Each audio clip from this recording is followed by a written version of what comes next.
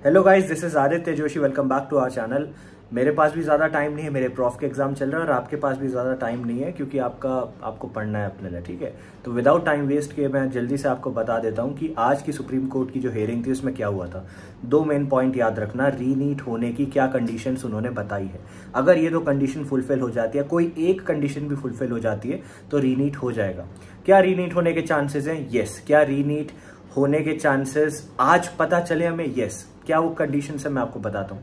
पहली चीज, अगर पेपर लीक होने एंड एग्जाम स्टार्ट होने के बीच में सिग्निफिकेंट टाइम गैप था, इतना टाइम गैप कि पेपर मिलने के बाद बच्चा वो पेपर मेमोराइज कर सकता या क्वेश्चंस मेमोराइज कर सकता पेपर में बैठने से पहले, तो रीनीट होगा, नहीं तो मुश्किल है। सेकेंड बात जो उन्होंने रखी वो ये था कि पेपर लीकेज ऑनलाइन प्लेटफॉर्म या सोशल मीडिया के थ्रू हुआ या फिर ऑफलाइन मैनर में हुआ था। अगर ऑफलाइन मैनर में हुआ था, आइसोलेटेड प्लेसेस में हुआ था, लोकल एरियाज में हुआ था या सेंटर्स में हुआ था जिसका इम्पैक्ट बाकी जगह पे नहीं पहुंच पाता क्योंकि फिजिकल मीडियम था, तो रीनीट होने के चांसेस कम है। हाँ, अब यहाँ पे 3-4 पॉइंट्स आपको याद रखने हैं। पहली चीज ये है कि भले ही पेपर लीक ऑफलाइन तरीके से हुआ हो, लेकिन किसी चीज को ऑफलाइन से ऑनलाइन सोशल मीडिया में चले जाने में ज्यादा टाइम नहीं लगता है, तो स्प्रेड बहुत जल्दी हो जाता है। तो इसलिए देयर आर चांसेस कि रीनीट हो सके।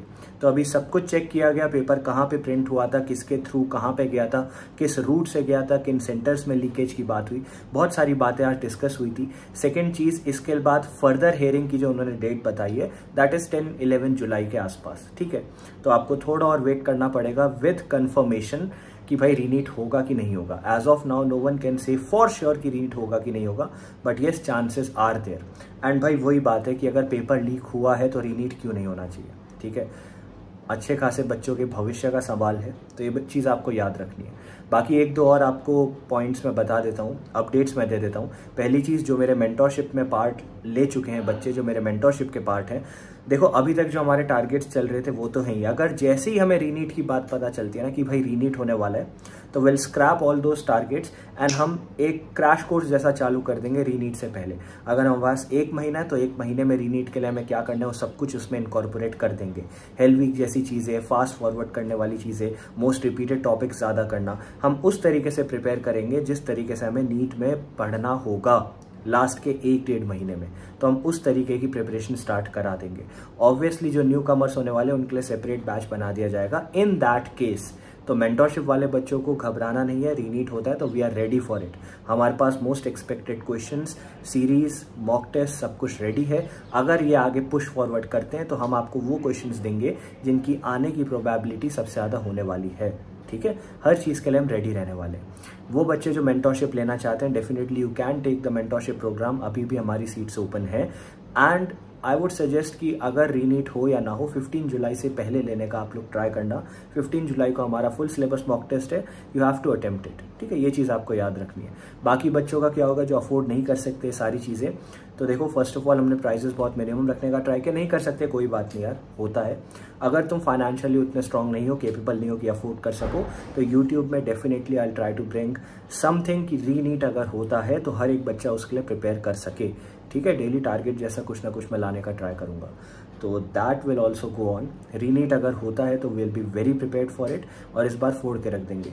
एक लास्ट क्वेश्चन जो बच्चों के मन में था, भैया अगर रीनीट होता है तो हमारा कट ऑफ हाई जाएगा कि लो जाएगा? देखो यार, अगर रीनीट होता है तो पेपर थोड़ा सा टफ आने के चांसेस रहेंगे। हाँ, बहुत लोग कह रहे हैं कि भैया पेपर ईजी आएगा और कट ऑफ बहुत हाई जा सकता है, लेकिन यार एक बार उनका कट ऑफ बहुत हाई चला गया, राइट, तो they can't make the same mistake again. तो हो सकता है ट्राई करें कि अब की बार वो पेपर थोड़ा सा टफ बनाए ताकि बच्चे बैकलैश ना मारे एनटीए पे कि भाई 720 इतने सारे बच्चों के आ गए। तो ये सब चीज़ें आपको कुछ दिमाग में रखनी थी। बाकी मैं ये ज़रूर कहूँगा, हाँ प्रिपरेशन स्टार्ट कर दो, क्योंकि प्रिपरेशन स्टार्ट करने में कोई बुराई नहीं है, ठीक है। अपने मेंटरशिप प्रोग्राम में करंटली हम लोग मेरे लिस्ट ऑफ टॉपिक्स पे ज़्यादा फोकस कर रहे हैं, उसके साथ काफ़ी चीज़ें और भी हो रही हैं, ठीक है। रैपिड फायर राउंड्स वगैरह चल रहे हैं, लाइव जाके क्वेश्चन आंसर का सेशंस होता है, सब कुछ होता है।